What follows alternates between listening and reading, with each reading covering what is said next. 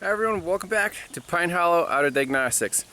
Today we have a real man's working truck, 2008 Ford F250 with the 5.4 liter V8. It has 219,000 miles on it, and last year they swapped the engine out. I guess the old one was worn out, and it never ran right since then. Complaint is a really hard cold start. Sometimes you have to crank it, it stalls like 10 times, then eventually it figures itself out. It drives, it drove here, so and it's driven like this for a year, so it can't be that bad, but it's really annoying. So let's jump in, look at the codes, see if we can diagnose this from the driver's seat or not. Like I said, it's a work truck. In the PCM, 6 codes stored. Fuel rail pressure sensor circuit range performance, interesting. That could definitely have something to do with it. Fuel rail pressure sensor high input. Ignition coil H primary secondary circuit, evap, don't care about that for now. Fuel level sensor circuit. Cylinder head temperature sensors high input. Okay, this is great direction. So if the computer doesn't know what the fuel pressure is and doesn't know what the engine temperature is, it's going to have a really hard time starting it when it's cold, for sure. So let's just jump right into the PCM itself and look at some live data, see if anything jumps out, if anything's out of the ordinary. Okay, read data stream, and we'll just look at all the data PIDs with the key on, engine off, see if something doesn't make sense, and then we'll try to start it and go from there. Okay, there are 280 data PIDs here. So accelerator position, that's fine. Let's just so the coolant temp, or let's see, engine coolant, cylinder head temperature sensor status, yes, air, 82 degrees, 4.9 volts. That right there is a problem, absolutely. So that's open circuit on the cylinder head temperature. Let's look at the fuel pressure.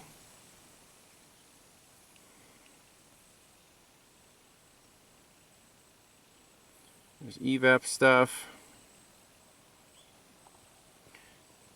Fuel level, fuel pump fault, fuel pump monitor, fuel pump desired. And actual is 78 psi. Okay, so let's customize the list, look at just engine coolant temp, the fuel pressure, mass airflow, just the basics, and see what the truck does when we try to crank it. Okay, so here we go. You got cylinder head temperature. This is a default value because we're stuck at 4.9 volts. 0 RPM, fuel rail pressure desires 50 psi, fuel rail pressure volts, 5 volts. That's also, I don't like that either, so that must be a substituted value. Like air intake temp is 2.1 volts, throttle position is, that works. Let's just crank it, see what happens. So no throttle right now. Fired up.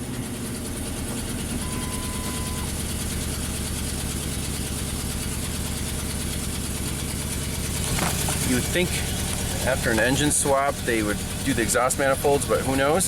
Seems to be running. Let's rev it up a little bit. It definitely smells like rich, probably because of the exhaust leak. So we put under load.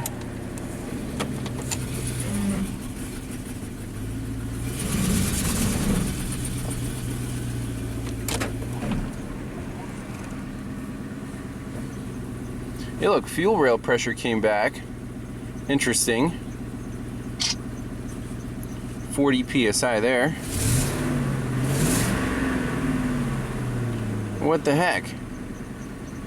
How would that come back to life?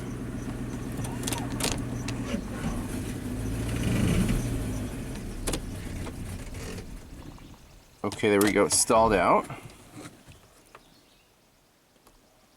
So you see it jumped up to 4 volts there. I don't like that.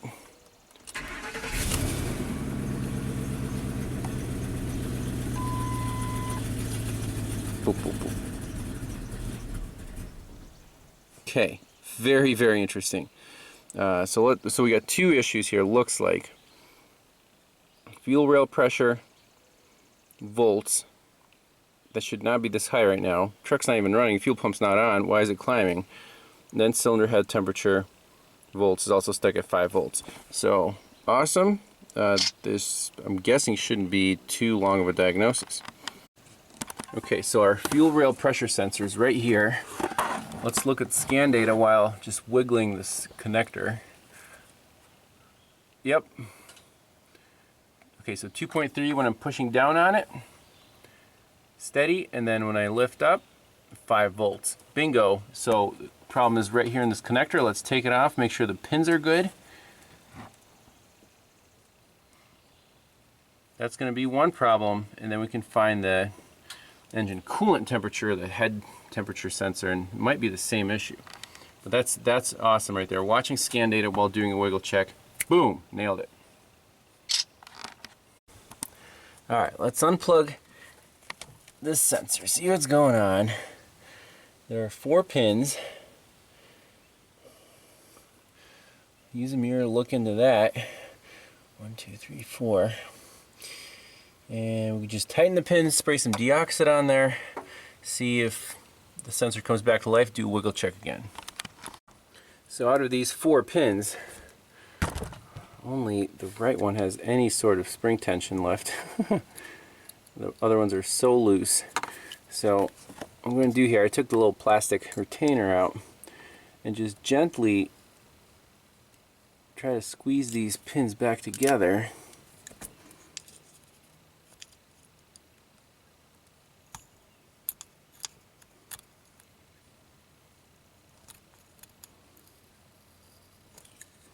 And check with the terminal, see if we restored any spring tension.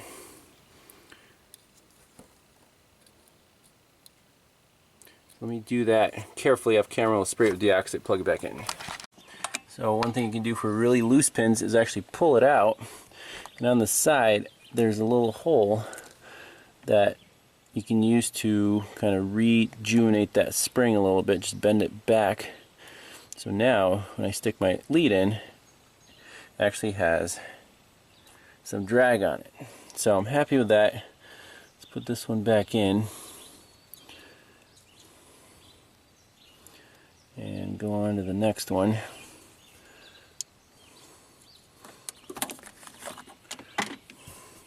It's just a little plastic retainer. There we go.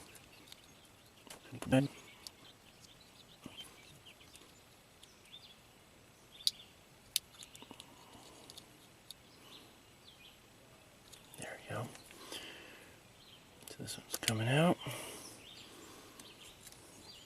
Do the same thing. Just reload that spring.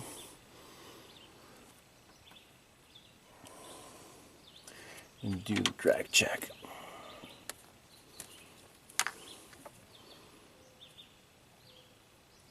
Much nicer, yes.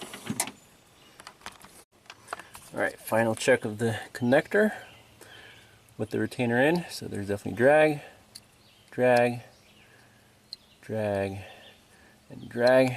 Let's get a little squirt of the magic stuff and plug it in, see what our scan data reads.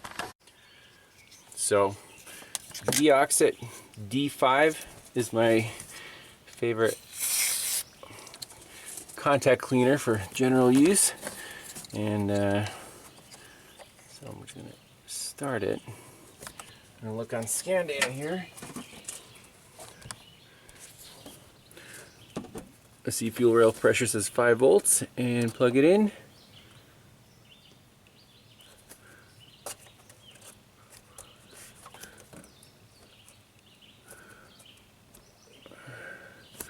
It's still 5 volts. I think this connector is just not seating all the way properly.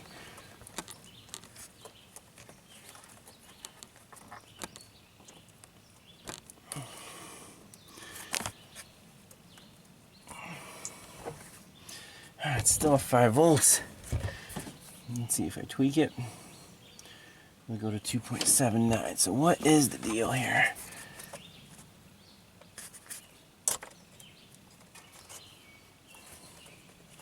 Obviously the clip is broken off.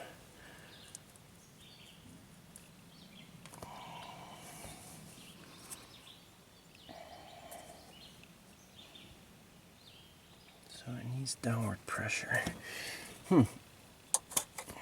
Interesting. Alright, so to rule out a terminal fitment issue, I installed 4 jumpers, male and female, on the 2 sides of the connector and connected them with jumper leads. Now we're still showing 5 volts. I'm going to just push down on the sensor or on the pins. There you go. Back up to 5. So I was pushing down on the sensor itself, right there. 2.79, just right on the plastic, and off is 5. So this thing needs a new fuel rail pressure sensor. That's no question about that. It's not a terminal fretting issue, and you can see the frustration that they already went through. I mean, they're close. Needs a new sensor. Now, step 2 is let's find this coolant temperature sensor and see why this is stuck at 5 volts. Alright, doing a little research on the wiring diagram. Cylinder head temperature sensor at rear of block under intake. That doesn't sound fun to get to.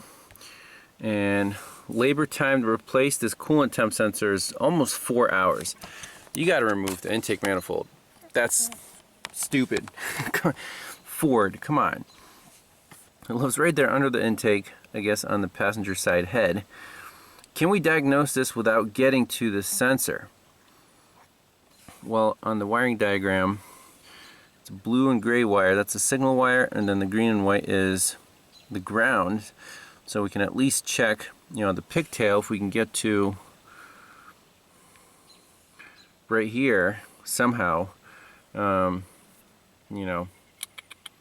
See if we can at least diagnose it at the wires here. Make sure that the wires are continuous from the PCM to the sensor. But that sucks. I mean, if you're going that far, you might as well replace the $30 sensor.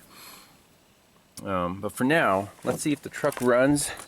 If we just disconnect the fuel rail pressure sensor altogether. So we proved that the sensor is bad. There's an internal, open. And if you press on it, it'll come back to life. So it needs a new one of these. No question about that. Let's just take all these off and see if the truck runs with that disconnected, and then try to get to this cylinder head temperature sensor. Alright, so with that sensor disconnected, the truck assumes that we have 80 psi of fuel pressure.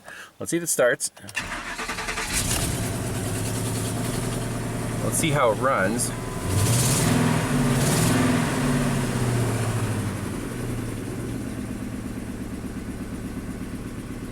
So right now it doesn't know cylinder head temperature volts is 5 volts, but I guess it estimates the coolant degrees.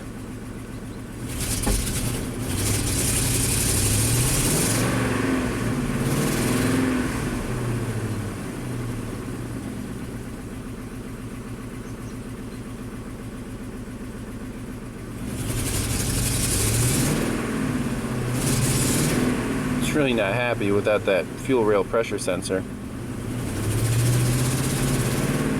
It's probably maxing out the actual fuel pressure.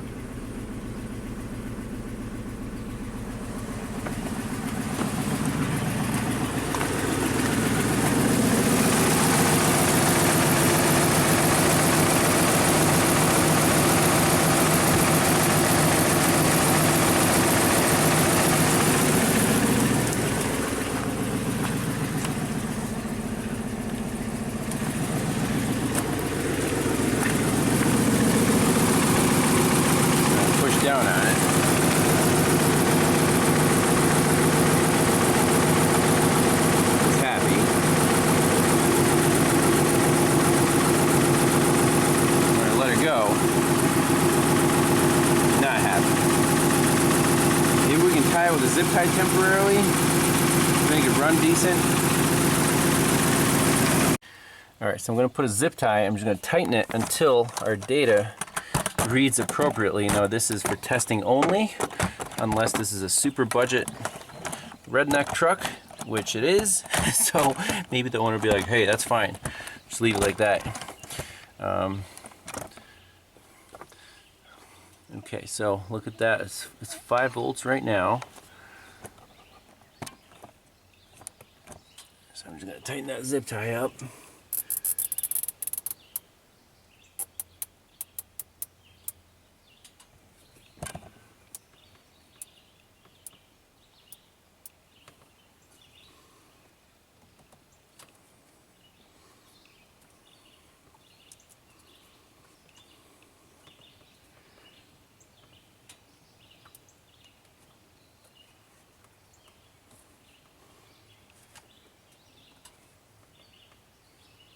I mean, it's working. There it is.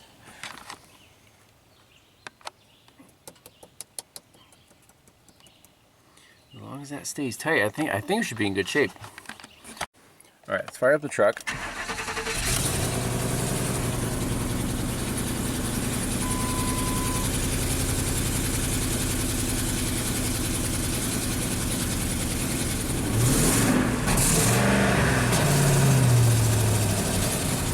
Let's see if it stabilizes by warming up the cats.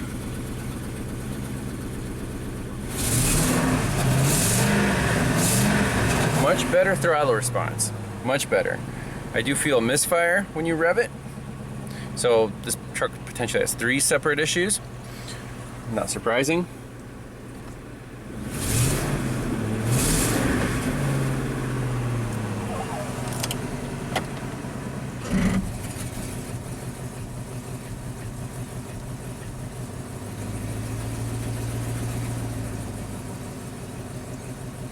Now the misfire is like a fish bite misfire, definitely ignition related. We had a code for an ignition coil, so we could easily swap coils around and see if the coil is bad or the spark plug or what. But each one of these problems, you have to keep in mind, it's not just one diagnosis charge for the whole truck. No, it's 3 separate diagnostic charges here, you know, 1 hour each. We fixed the fuel rail pressure fault. Truck seems to be a lot happier, and now we have to go for the cylinder head temperature sensor and this misfire. I'm going to pull the truck up to the garage and see if I can find the wiring for the cylinder head temperature sensor, and see if we can even see it maybe with a bore scope. So it's fussing about cylinder 5 on the power balance test. Boop, boop, boop, boop. If I raise the RPMs a little bit, it gets smoother. This is in gear. Under load, if you put in park, it gets smoother. So cylinder number 5. Alright, so using a bore scope, I located the cylinder head temperature sensor. So bore scope is going under the intake manifold back there, and I'm interested in where does this pigtail go. Well, it comes here, here, here, there,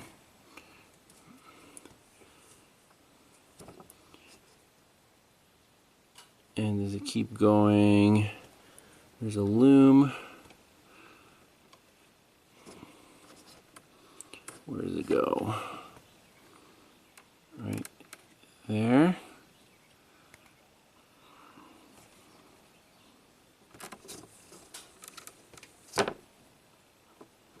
So that must be an intermediate connector right there, which is perfect.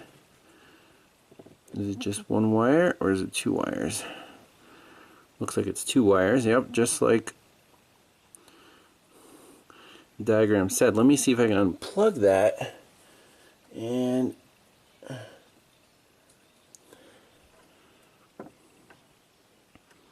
so you see the wires come up here to the loom. Any rodent damage? I should be able to get to this plug right there, or at least back probe it, see what the signal is. Okay, so we're interested in these two wires, green and white, blue and gray. Green and white is going to be your ground. So all the way back there, I just use two piercing probes to pierce both wires. There's the green and white, and there's the blue. And just ran leads up to here so we can do our testing very conveniently at the battery. So what do we want to test? Looking at scan data right now, we're at 5 volts. So we can measure the voltage on there. For now, I just want to use a test light, and on the green and white wire we should have a good ground. So test light from battery positive. If it finds a ground, it will light up. If I touch this here, okay, so we just checked wiring integrity of this green and white wire from here to whatever the main ground harness. Excellent. What about the blue and gray signal wire? So we can pull it down the ground. So test light from battery ground. It's a good ground. So let's pull this down to ground. We can see that nothing happens. Okay, and I'm sure if we put a voltmeter right here, which we can easily do almost single-handedly, so measure volts, and we know we have a good ground, so let's just measure the voltage from here to here. 0 millivolts. We're showing 5 on scan data. So now I suspect that this blue wire, blue and gray wire, is open somewhere between where we're measuring and the engine computer. So that just saved you 4 hours of parts cannon if you just went by the code and replaced the coolant head temperature sensor, which apparently they already did. It looks brand new. So let's find out. We can go to the PCM and measure that same blue wire there. We should have 5 volts. Then find the break between there, and the harness comes right through here, right up to the engine computer. So it's not a very long run of wire, but it's broken somewhere. Well, that only took a few seconds. So keep in mind, wires break where there's brackets, where there's vibration, heat. So where those two wires come out, I just did a little key tug test, pretty gentle, and check it out. See if we can get a capture of this right there. Boom, snap right off. So let's reposition this probe to the other end of the broken wire.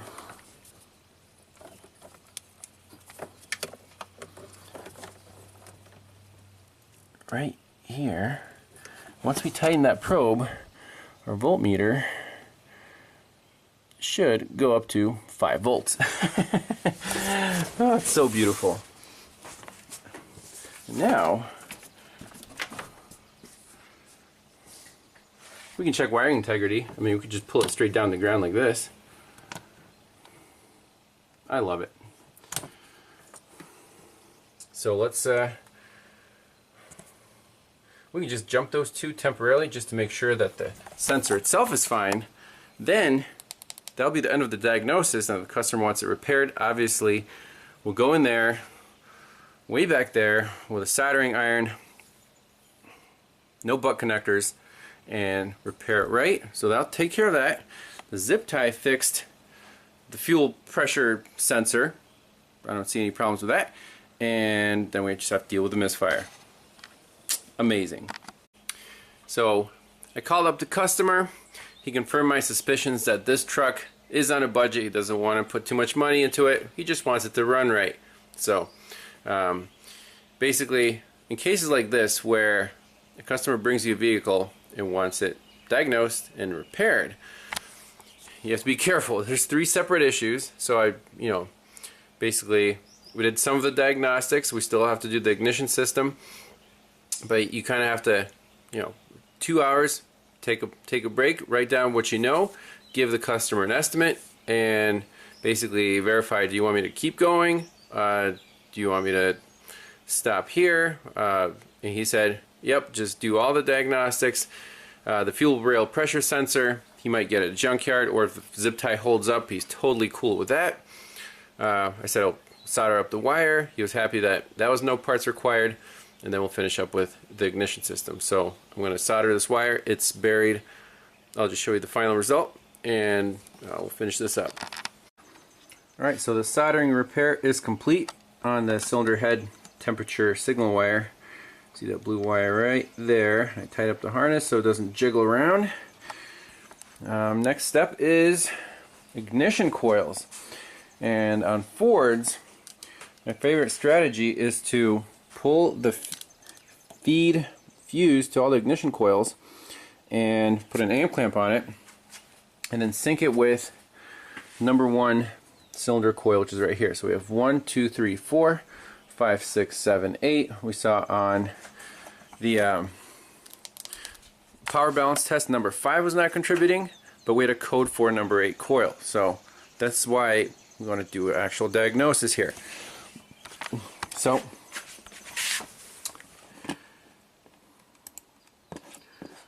there's the layout. We need to know the firing order, 1, 3, 7, 2, 6, 5, 4, 8. And then from our wiring diagram, fuse 72, 15 amp is the one that goes over and feeds all of these ignition coils right here. So this green and violet wire is the common feed to all the coils, and then we have separate control wires. So 2 channels on the scope. Channel 1 is going to be our amp clamp on fuse 72, which is labeled right there. And then channel 2 is number 1 cylinder ignition coil control wire.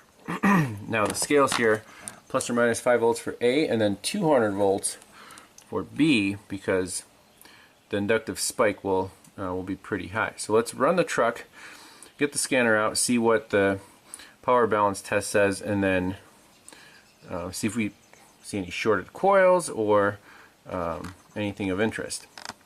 Alright, so first I want to clear out all the DTCs, since we've already fixed 2 problems. Okay. Now let's just fire the truck up and see what's on the scope.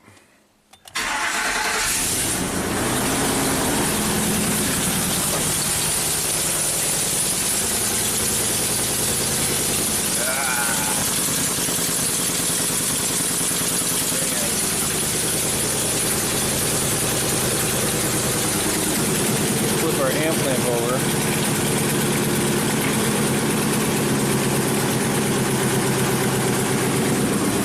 There we go.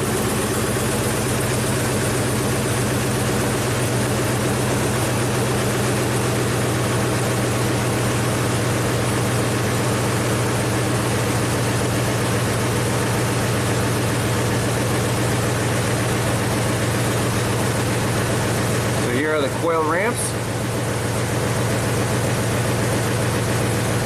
There are 8 of them right here. So if we zoom in,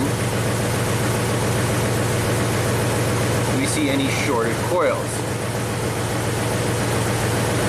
So you want to see a little oscillation at the beginning of each one. So that's coil 1. What was our firing order again? 1, 3, 7, 2, 6, 5, 4, 8. 1, 3, 7, 2. 7, 2.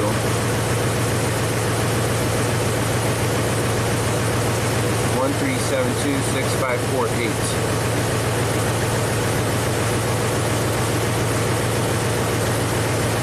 1, 3, 7, 2, 6, 5, 4, 8. Okay.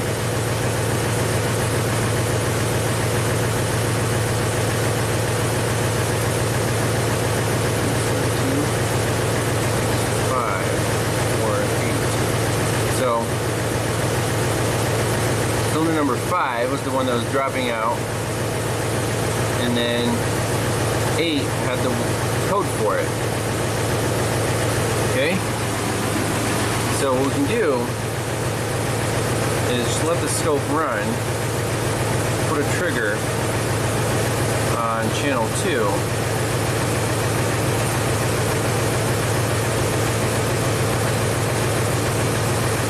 and then drop our time base down. I want to see 8 coil ramps on the screen.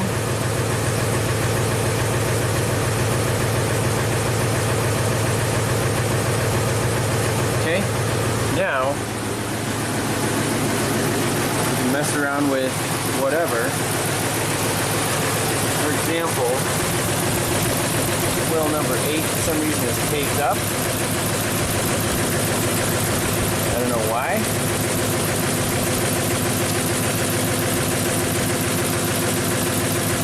Okay.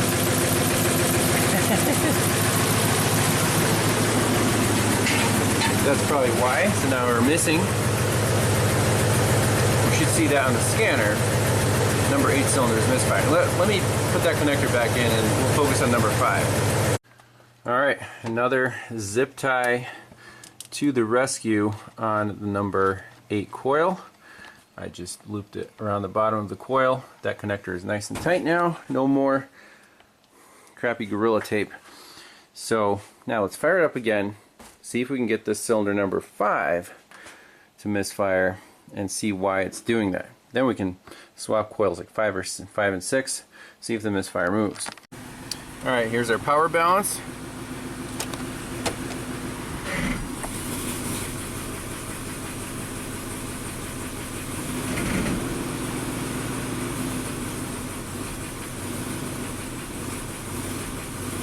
There it is, cylinder number 5.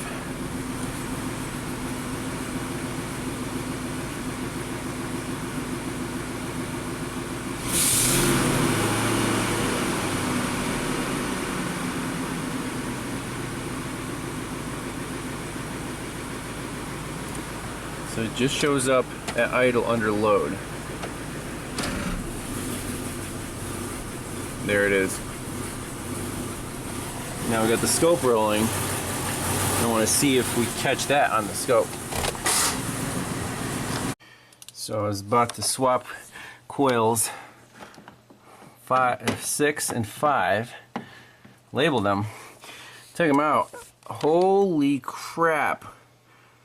That spark plug, you see, there's like, it's just a stick of rust. That's ridiculous. How's that even firing? So water must just pool in there, and wow. Number 6 doesn't look that much better. If we could focus on the plug, not the neighboring wires there.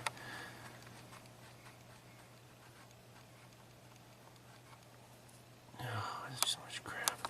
Might as well blow these out. All the connectors are, clips are broken. They're just kind of shoved on there. I mean, yeah, this is a beater truck, but let's see if we can make it run. I'll blow crap out, spray WD-40 down in the wells, swap coils 5 and 6, and look at our power balance test. Well, at least you can kind of see the spark plug now. So I blew that out, and let's just give it the old-fashioned WD-40 squirt. Same for that one. I think I just might leave it there and put the coil back on. This is ridiculous. Alright, place your bets now. Did we make it better or worse?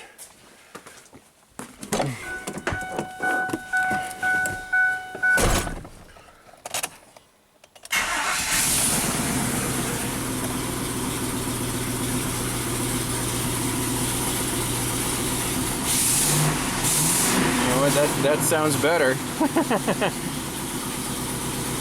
Unbelievable.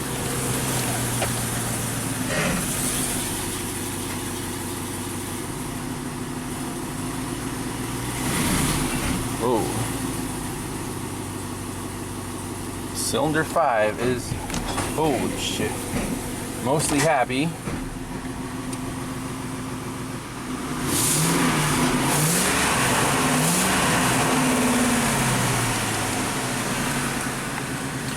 So to fix this truck, we needed 2 zip ties, a little bit of solder, and a little bit of WD-40. 3 separate issues, all diag time, almost no repair time. This is unbelievable. The customer's gonna be like, wow. Obviously recommend new fuel rail pressure sensor, recommend all 8 plugs. Coils, the ramps are fine, they're not shorted, that's good news. That's about it. Thanks a lot for watching. And we'll see you next time. So people sometimes say, you know, why are you so hard on Eurotrash? You know, everything breaks. Yeah, but with Eurotrash, I've never fixed with just a zip tie. Usually you have to tear the engine apart. Ford fix or repair daily, but you won't go broke buying parts. Usually. This one's pretty cool though.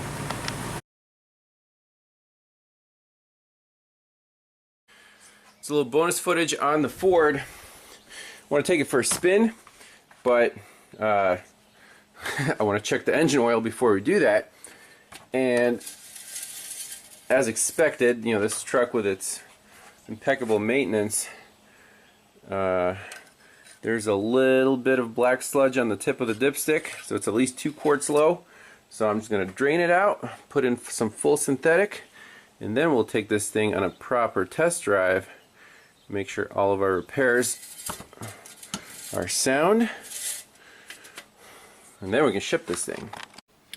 Alright, let's do a cold start on the Ford after the oil change. Got some data pulled up, including short and long-term fuel trims. See how it starts up.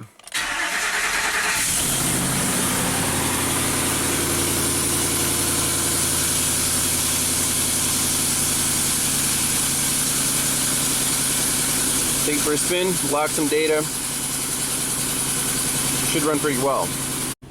Alright, everything is looking perfect. Truck is running smooth. Let's do a little 0 to 60 or whatever.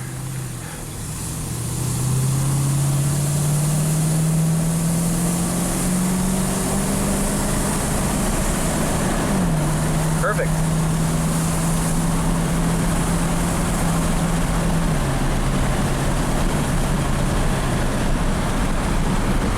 I think the customer is going to be extremely pleased, considering absolutely no parts were required.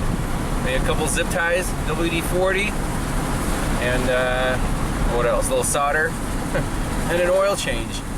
This truck is back on the road, so pretty cool. The magic Ford. Thanks a lot for watching. We'll see you next time. Bye-bye.